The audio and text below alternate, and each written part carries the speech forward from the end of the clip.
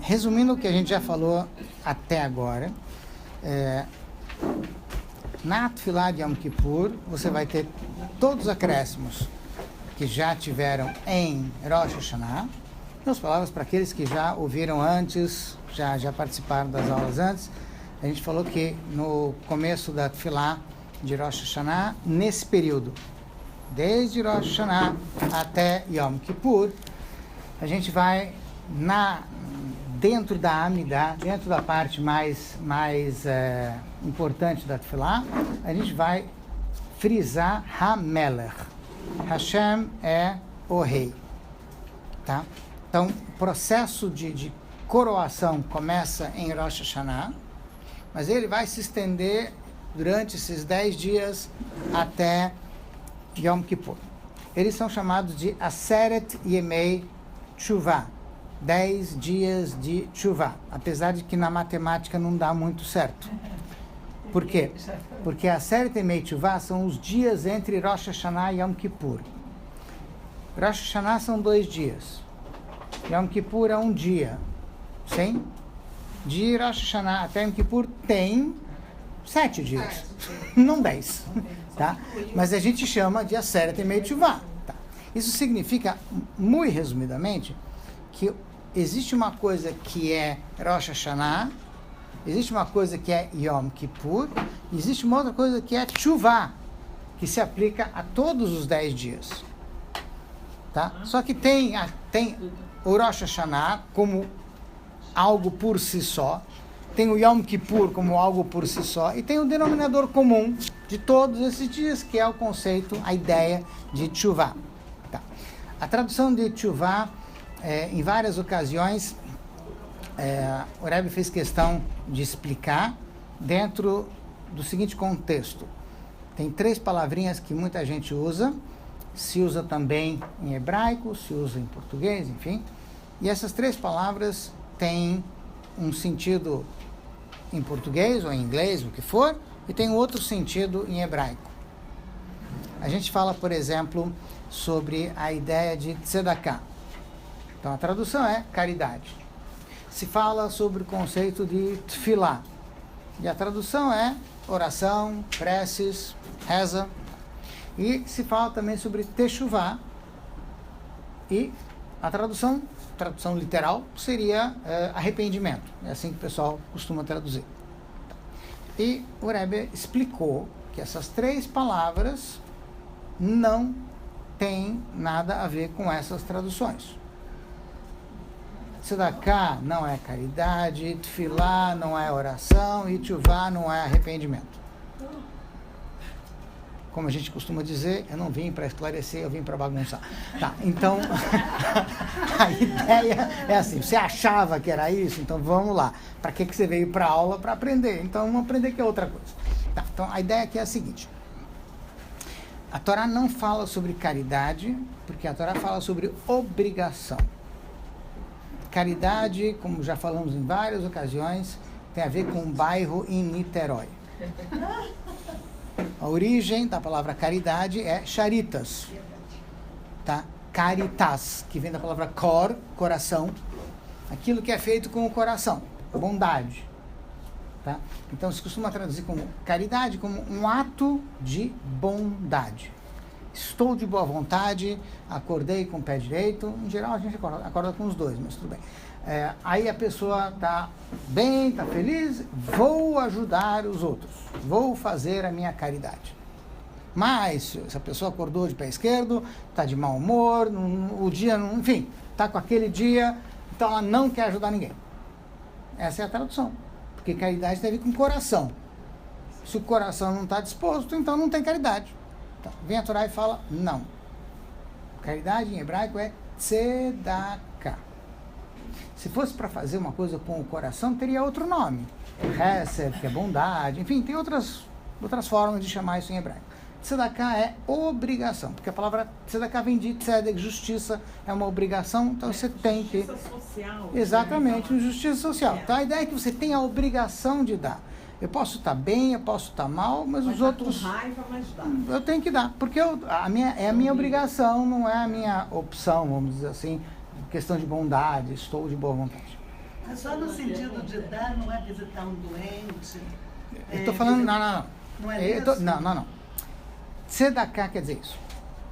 Bondade, chesed, vai se aplicar a tudo isso que você falou. Visitar o doente, ajudar os outros, tudo que não envolve dinheiro. Tá? Isso é uma outra coisa, isso não é tzedakah. Não é tzedakah. Eu estou falando da definição técnica em hebraico. Tá? Assim, nome específico que a gente vai usar. Tá. Mas essa definição é dos parentes também ou parente Não, obrigação? Existe separada? uma lista de prioridades. Então, tzedakah começa em casa, como é que o pessoal diz? Caridade começa em casa? Começa em casa. Vai se aplicar. Ou seja, ajudar os parentes são os primeiros da lista. Lógico. Mas você considera isso como obrigação? Não, é obrigação. Em outras palavras, eu só tenho uma ordem. Eu tenho que dar para os parentes, eu tenho que dar para os estranhos. Então, primeiro vem os parentes, primeiro vem os pobres da tua cidade, primeiro, enfim, tem uma ordem, tá? Se eu tenho opção, então a minha opção tem que seguir dentro dessa ordem. Tá. Muito bem. Depois a gente tem a ideia da palavra tefilá como oração. Em geral, preces ou orações, ou coisas assim, são pedidos. Tá? Quando a Torá fala de tefilá não quer dizer pedido. Pedido em hebraico é bakashá, é outra palavra. Tá? Em hebraico você quer falar tefilá é conexão.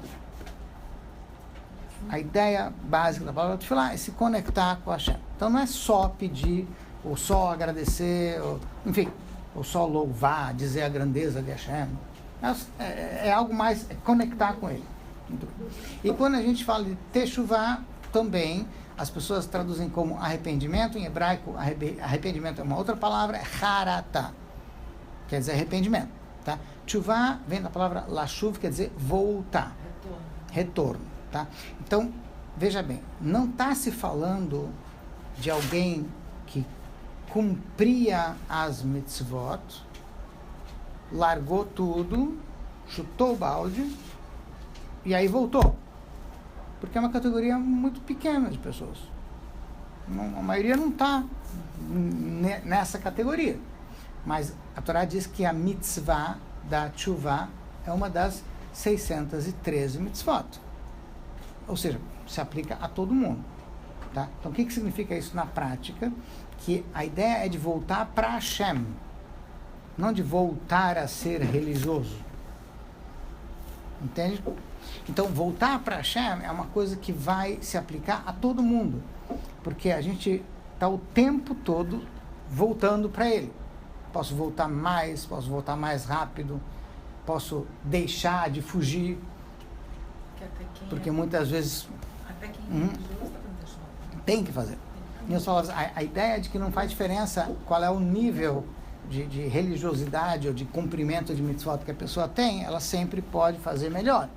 Então, se fazer melhor é a ideia da teshuvah. Tá? Então, teshuvah é como a pessoa pode se aproximar mais de Hashem, como ela vai tomar decisões para se aproximar mais. E se aproximar mais de Hashem, em termos bem simples e práticos, não é apenas o coração ou a cabeça, e sim principalmente na prática, na ação. Então, para dar um exemplo, porque a gente vai ter que voltar para o Marzor, tá? Um exemplo técnico.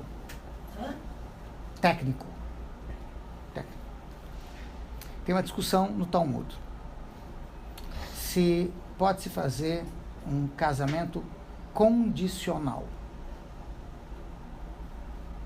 Como é que funciona isso? Fulano chega para fulana e diz assim: você está consagrada a mim, Harei At Mekudesh Li, frase que se fala no casamento, tá? Betabá azul, com esse anel, enfim, com esse objeto, almenat, na condição de que você tem X na tua conta bancária, ou de que eu tenho X na minha conta bancária. Então, para tudo, para o casamento, vai para o caixa eletrônico, tira o extrato, se tiver, casou. Se não tiver, não casou. Não é assim? É condicional. Como qualquer coisa condicional, se a condição acontece, a coisa se realiza. Se não acontece, não se realiza. Certo? Tá. É um caso teórico. O camarada está falando de uma possibilidade. E aí a Gemara, já que está viajando, vamos viajar. Então assim, digamos que a pessoa diz assim, você está casada comigo, na condição de que eu sou um tzadik gamur. Gamur, não é glamour. É um tzadik gamur. Quem dizer tzadik gamur? Que eu sou perfeito. Que eu... Legmor, exatamente. Completo. Completamente isso. Um tzadik terminado, acabado, completo, perfeito. Tá. Ou seja, que eu sou totalmente ligado com Deus. Vai tirar o extrato em algum lugar para provar isso? Não. Como é que você vai saber? E aí? A chefe vai saber. E aí como é que você vai saber? Dá para saber. Eu só tenho como saber para trás. Eu não tenho como saber para frente, e nem agora, nesse instante. E o casamento está acontecendo agora, nesse instante. Tá? Então, a nossa dúvida vai se aplicar a alguns instantes, os momentos em que ele está dizendo a frase. Se naquele momento ele é tzadik gamur ou não, porque é isso que ele está falando. Mas a intenção dele, não é isso? Então, o que vai acontecer? A conclusão, bem ou mal, na Gemara é, na dúvida, ela está casada. Porque tchuvá leva um instante. Para a pessoa se arrepender e decidir que eu vou mudar, é um instante. Então, o processo da tchuvá é muito rápido. É um instante. Não quer dizer que a pessoa mude. Então, não, exatamente. O que acontece? A decisão ele tomou. Ele pode ter, naquele momento, tomado uma decisão, agora eu vou mudar. E naquele momento, então, uma vez que ele fez tchuvá, ele tomou essa decisão naquele momento ele é um tzadik gamur. Sim? Em cada momento a gente pode decidir entregar a vontade e a vida a Deus, todos os minutos. Isso, então a tchuvá... Está fazendo tchuvá o tempo Exatamente, todo. então, tchuvá é um processo que pode ser feito a qualquer instante, a qualquer hora, leva um instante, tá? Tecnicamente, eu estou falando, isso que eu quis dizer, que é uma coisa muito curta, muito rápida, tá? Por isso que a gente diz que todo mundo pode e deve. A questão é o instante seguinte levar essa decisão à prática. Ou repetir o tempo todo. Ou pelo menos manter o processo, sim. Mas o importante é chegar em algo. Porque só ficar na decisão, você fez tchuvá. A pessoa tomou a decisão. Agora ela tem que implementá-la. Tá?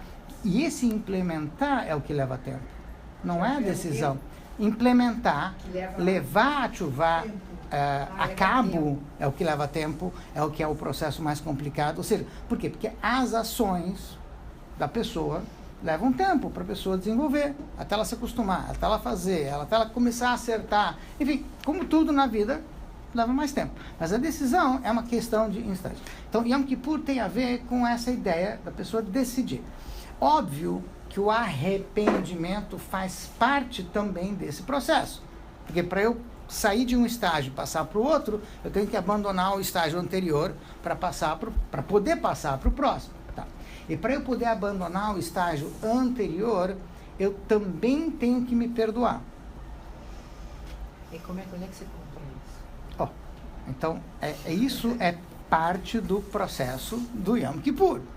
Quando a gente sabe que, por um lado, Hashem nos perdoa. Por quê? Porque leva um instante eu me aproximar dele. Então, muito mais rápido, ele também me perdoar. Tá? Se eu já sei que eu estou sendo perdoado, eu posso me perdoar e começar a dar início ao processo de chegar lá. Mas tem esse sentimento. Tem que trabalhar.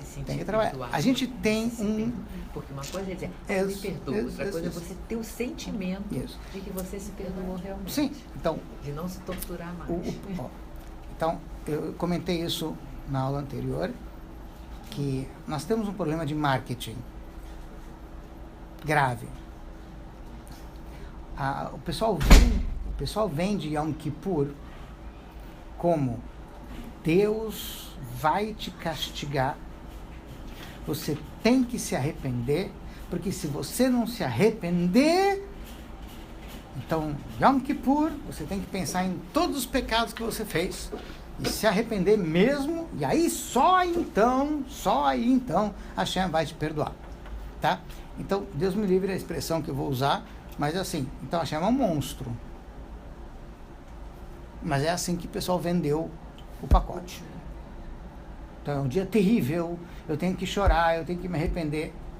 Óbvio que se a pessoa se toca e sente que fez algo de errado, que magoou alguém, a pessoa se chateia, tudo bem. Mas uma coisa é a gente ficar chateada e outra coisa é a gente ficar com medo. E medo não é exatamente o sentimento certo para Yom Kippur. O sentimento certo de Yom Kippur eu quero me aproximar de Hashem. Ou seja, eu não tenho medo de me aproximar dele. Eu não tenho medo de castigo. Não é essa a ideia. A ideia de Yom Kippur é Hashem me perdoou, por que eu não consigo perdoar ele? Porque eu não consigo me perdoar para poder me aproximar dele. Então eu tenho que trabalhar com isso. Por isso que vai aparecer várias vezes isso ao longo da Tefilá. Também vai aparecer a ideia ao longo da Tefilá, no Mazor inteiro, a ideia de que, por um lado, a gente confessa, a gente falou sobre isso, a gente confessa os pecados. Por quê? Porque a única forma da gente mudar é primeiro admitir o erro. Se você não admite o erro, se você não confessa que errou, você nunca vai ter o que mudar, porque você não... Está tudo bem, está tudo em ordem. Tá? Nós tivemos em algumas ocasiões aqui, em todo lugar do mundo existe isso. Você conhece o garçom que nunca erra? Você pede X, ele sempre te traz Y e sempre tem uma explicação. Conhece? Esse aí não tem jeito. Ele não vai mudar. Ele nunca assumiu que errou. Ele nunca disse, desculpe, vou tentar trazer o que você me pediu. Entende o que eu estou falando? Entendo muito bem. Mas isso não é um erro. Não, isso é proposital. Isso quer dizer que ele não quer mudar. Sim, ele não quer mudar. Então, essa é a ideia. Enquanto não admite que errou, não tem como melhorar, não tem como mudar. Por isso que a gente fala o vidui, por isso que a gente faz a confissão no Yom Kippur. E é uma longa confissão, que a gente falou que fica no final da Amidá, de cada uma das 5 Amidot de Yom Kippur tem um longo vidui. Por quê? Porque primeiro eu tenho que admitir que errei. A lista é tão grande que provavelmente você vai achar coisas ali que você não errou. Tá? Então a gente já explicou isso antes também, que a ideia é de que a confissão é feita no coletivo. Pode ser que eu não errei, mas talvez eu não ajudei alguém que eu poderia ter ajudado a não errar também. Naquilo que eu sabia fazer certo.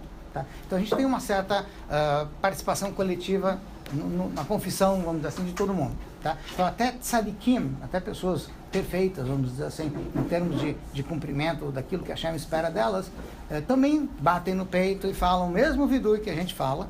Por quê? Porque bem ou mal, todo mundo se sente parte de um todo, e esse todo não é perfeito. Então a gente também se penitencia pelos erros coletivos que a gente faz, o que poderia ter ajudado alguém a não ter feito.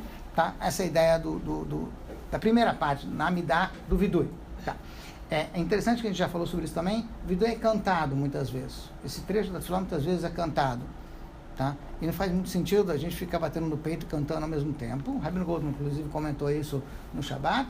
E a ideia aqui é de que a gente está feliz de que a gente está iniciando um processo de mudança. Ou seja, a gente está feliz em admitir que errou, porque a gente sabe que agora a gente pode mudar, pode melhorar. Então, se faz a limpeza com alegria. Tá? Em outras palavras, quando a gente sabe que está limpando a nossa casa, a gente está feliz. Tá? O pessoal fica chateado quando forçam a limpar a casa dos outros. Tá? Aí nem todo mundo fica muito feliz. Mas você sabe que é a tua casa que está limpando, então por que você não vai estar feliz? Tá? Isso é basicamente uma ideia. A gente falou que tem outras ideias além dessas. Por exemplo, eu já comentei algumas vezes, se conta que um pobre que estava no meio da rua, estava largado na sarjeta, um belo dia, a carruagem real, Sua Majestade, o rei, passa do lado desse pobre, tira ele da rua, bota para dentro da carruagem e leva para o palácio. Pobre, obviamente, fica apavorado, não sabe o que está acontecendo. Aí Sua Majestade manda darem roupas novas para o pobre. E aí ele não está entendendo nada. Depois um quarto lindo, enfim. E finalmente manda trazer o pobre à sua presença. Ele vai ter uma audiência com Sua Majestade. Imagina, o pobre nunca imaginou em toda a vida dele que algum dia ele ia estar frente a frente com o rei. E aí, então, diante de Sua Majestade, está lá o pobre, sem saber o que fazer, e Sua Majestade se vira para ele e diz: a partir de hoje, você foi nomeado o limpador de latrina real. Você vai ter acesso aos aposentos reais todo dia para limpar a latrina. Ele vai estar feliz ou está triste? Feliz. Óbvio. Tá? Parece que é um cargo não muito honroso. Sim, mas ele vai ter mais intimidade com o rei do que muitos ministros. Porque todo dia ele tem a permissão. De uma certa forma, a Hashem está nos dando o privilégio de a gente poder se aproximar dos aposentos reais todo dia e estar mais próximo. Tá? Então, é um motivo, de uma certa forma, de alegria para a gente, que a gente tem essa conexão com o rei. Ou seja, Hashem nos diz: eu estou te perdoando, eu estou limpando a sua barra, eu quero que você se aproxime de mim. Então, a ideia de Yom Kippur é a ideia de aproximação, não é a ideia de castigo, e a ideia do pecado aqui no caso é de limpeza. Por isso que Yom Kippur está ligado com a palavra kapará. Em hebraico, kapará quer dizer limpeza, limpar a barra. Tá? Então é uma coisa positiva, não é uma coisa negativa. Sim, a tradução da palavra kapará. Quando a gente diz quebrou o copo, ai, kapará, tá? Quer dizer, limpou a minha barra. Se tinha alguma coisa pendente lá em cima, foi para o copo, não foi para mim, graças a Deus. Essa é a ideia. Essa é a ideia de kapará. Tá? Então, limpou. A prece dos ilutados para os Isco. tem alguma relação com esse teshuvá no sentido assim de, como enquanto coletivo, tem alguma ligação ainda com o que faleceu? Veja, vou pegar dentro da ordem como a gente fez da outra vez. Você tem a tefilá da noite, sim? Tá. Antes da tefilá da noite tem o Kol Nidrei, a gente já explicou um pouquinho. Depois do Kol Nidrei tem a Amidah, tem o Arvit, a resto da noite, Ma'ariv. Aí depois você tem o Vidui, na Amidah, tá. E tem Slichot, aí fechou a noite. Muito bem. De manhã, você tem Shacharit, a resto da manhã, tem Amidah, tem Vidui. Quando Hazan repete a tefilá em voz alta, vai se acrescentar, os Ashkenazim colocam a Slichot dentro da repetição da Amidah, os Faradim colocam depois. Essa é a única diferença. Tá? Em outras palavras, enquanto que Ashkenazim, o Hazan fica lá de pé, desculpa a expressão, feito um condenado, durante um tempão, porque ele tem que falar tudo de pé junto, parado exatamente onde ele está, o Hazan dos Faradim nesse ponto ganha alguma vantagem, porque ele só repete a Amidah, e depois, na hora da Selichot, ele tá livre. Ele não precisa ficar naquela posição de soldado com os pés juntos, enfim, durante a Selichot. Mas, basicamente, essa é a ideia. Aí, depois disso, você vai ter a leitura da Torá. Sim? Aí, depois da leitura da Torá, é que vem o Iskor. O que acontece? Ashkenazim tem Iskor, os Faradim não tem Iskor. De modo geral, que eu saiba, não tem. Não tem. Fazer o quê? Não tem. Os Faradim não tem Iskor. Os Faradim tem Ashkabah. É outra coisa. Tá? E a ideia é mais ou menos a ideia dos dois, tanto na Ashkabah, os Faradim, quanto a ideia do Iskor, Ashkenazim, tá? Que não acontece exatamente no mesmo momento. Ashkabah, para os Faradim, quando alguém da família é chamado na Torá, aí essa pessoa pede para que se faça uma tefilá, uma oração, em memória dos entes falecidos, aí dá o nome de todo mundo que faleceu e se faz a Ashkabah. Ashkenazim fazem o Iskor depois da leitura da Torá. Ou seja, depois que acabou de ler a Torá, fechou, colocou, enfim, aí é que se faz o Iskor. E o costume entre Ashkenazim, como eles têm um horário reservado para a tefilá em memória dos falecidos, aqueles que têm os pais vivos se retiram da sinagoga. E, curiosamente, o motivo é para não criar inveja. Ou até Ainará. Por quê? Enquanto uns estão falando isso, outros estão ali, tá? Então, poxa, eu aqui sofrendo e o outro ali. Tá. Então, para não criar esse tipo de sentimento negativo no meio da tefilá, quem tem os pais vivos se retira por alguns instantes, o Iskor não leva tanto tempo assim, e aí então quem precisa falar o Iskor fala o Iskor, tá? Em geral, a Torá ainda se encontra na sinagoga na hora do Iskor, só que ela está em cima da bimá. Está em cima, fechada, em cima, enfim, onde se lê a Torá.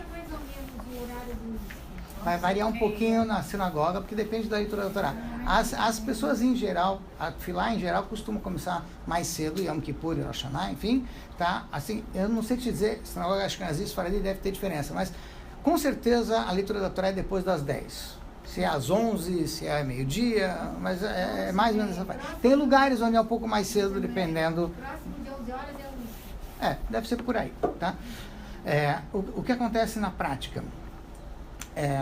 Tanto na Ashkabah quanto no Iskor, a gente fala para Hashem lembrar dos nossos pais, dos nossos antepassados, daqueles que nos são queridos, e que a alma deles encontre abrigo no Gan Eden, no paraíso celestial, pelo mérito da tzedakah que vamos fazer depois, Yom Kippur. Então, nós estamos comprando a paz deles no paraíso com dinheiro. No fundo é isso. Tá? Só que isso é Iskor. A parte mais importante do Iskor é o dinheiro que você vai pagar depois. Não é o Iskor que você vai fazer agora. Eu estou falando agora, Hashem, pelo mérito da mitzvah que eu vou fazer depois, que você já dê... Por quê? Se eu estou dando qualquer quantia para tzedakah, é porque eu estou consciente de que a tzedakah é algo importante. Se eu estou consciente de que a tzedakah é algo importante, alguma coisa disso eu aprendi dos meus pais. E mesmo se eu não aprendi dos meus pais... Tzedakah não é só dinheiro não. Tzedakah é dinheiro. Chesed é outras formas. Eu estou falando, tecnicamente falando, a palavra tzedakah é dinheiro. Não é obrigação também com o pobre de uma outra forma? Não que não seja obrigação. Mas a ideia é de que quando se fala de tzedakah, está falando de dinheiro. Obrigação com dinheiro. Com dinheiro. Tá? As outras coisas são obrigação, mas de outra forma. Tá? O que está se frisando é que as outras formas de ajudar, como não exige dinheiro, é mais fácil, qualquer um dá a qualquer hora. Entende o que eu quero dizer? A pessoa, vou dar um exemplo, a pessoa precisa de um apoio, de uma palavra. Não custa nada. Você pode... Tem gente que não quer, sim, mas não é algo que a pessoa não possa fazer, ela não quer. Ela pode, mas não quer. Dinheiro, ela pode não poder, pode não ter. Tá? Então, é um pouquinho diferente nesse sentido. Tá. Fecha o parênteses, volta para o Iskor. Às vezes a obrigação de dar o dinheiro, eu não quero nem saber para quem e ajudar Verdade. Realmente, Verdade. Emocionalmente, não. É mais difícil. Sim, por isso que se diz que isso... É mais difícil. Sim, por isso que se diz que isso vai depender da pessoa. A tzedakah não. A obrigação de dar o dinheiro independe de eu estar de bom humor ou não, de eu estar pronto ou não. Quer dizer, deu, faz. Tá? O outro sim, o outro exige talvez mais do que isso. Tá? Então, por isso que não coloca no mesmo patamar de obrigação. Tá? Porque aí depende da pessoa, você não pode forçar alguém a fazer o que ela não pode. Tá. Agora, Rabino, fecha parênteses. Uma coisa, inveja. A pessoa sai por causa de inveja. Eu não entendi. Para não criar, o que vai acontecer? Enquanto uma... Sim, porque um está alegre, um ainda tem paz, o outro... ainda tem mais um dia, mas não vai ter. Concordo contigo, mas naquele momento ela tá... Eu nunca pensei nessa palavra inveja. Entendi, mas é o que acontece. Chamam isso também de Ainará. Eu nunca pensei nisso. Tá. Ou em outras palavras, tem gente que vai ter mal olhado até. Enfim. Não, a pessoa poderia ter Ainará na hora que está saindo. Você tem pai também, pode ser. Ela está saindo. É verdade, mas não é a mesma porque, coisa. Por exemplo, muitas vezes eu não sei se fulano, beltrano tem pai ainda ou não tem. Mas na hora que ele levanta e sai, eu não. É interessante, é interessante. Tá? Verdade. Mas veja bem, vocês já perceberam, só para ilustrar um pouquinho melhor isso, vocês já perceberam que tem muita gente que quando fala isso chora? Porque sente. Tá? É nessas horas que vai ficar mais patente quem está feliz, quem está triste, entende? Quer dizer, então, nessa hora não vai ter ninguém ali para ficar...